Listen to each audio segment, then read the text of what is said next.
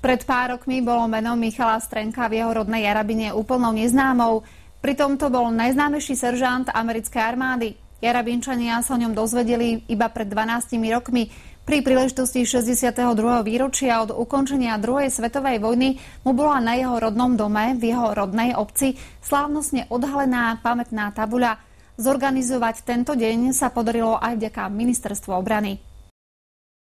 Jarabinčania sa o existencii svojho rodáka dozvedeli prostredníctvom redaktora časopisu Život v roku 1995.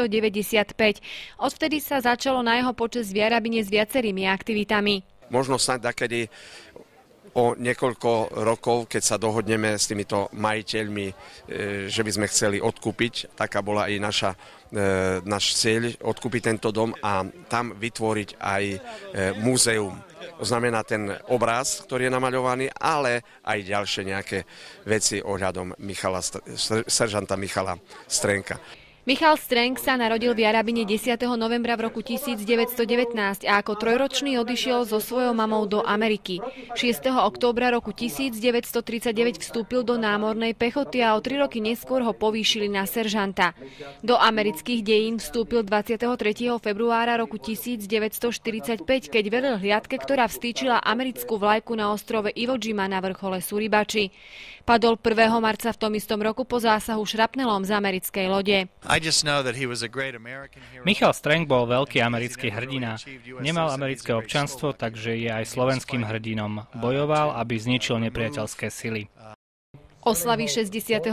výročia od ukončenia druhej svetovej vojny sa v Jarabine niesli práve v duchu úcty, obdivu a spomínania na Michala Strenka, ktorému bola odhalená na jeho rodnom dome pamätná tabuľa za účasti viacerých významných hostí, medzi ktorými bol aj veľvyslanec Spojených štátov amerických na Slovensku Rodolfo Volí. Áno, to je prvýkrát v Jarabine.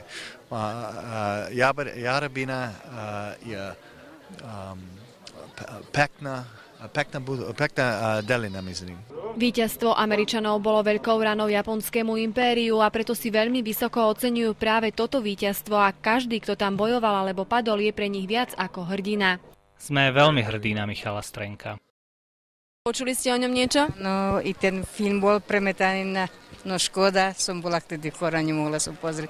Ale do ľubovne ešte ten film má dosť. Ja som 4. pokolenie. To znamená, že pradedovia jeho a môj boli vlastní bratia. Čo ste počuli o ňom? Tak, kde sa narodil, čo robil, kde žil, že bojoval ako v Tichomori, no a tieto ostatné veci, čo bolo dneska aj počuť. Je Jarabina na ňo hrdá? Áno, ja si myslím, že áno, má na čo byť. Oslavy 62. výročia od víťazstva nad fašizmom pokračovali v Jarabine pietným aktom kladenia vencov k miestnemu pamätníku padlým. Program pokračoval vojenskými ukážkami, z ktorých sa najviac tešili deti.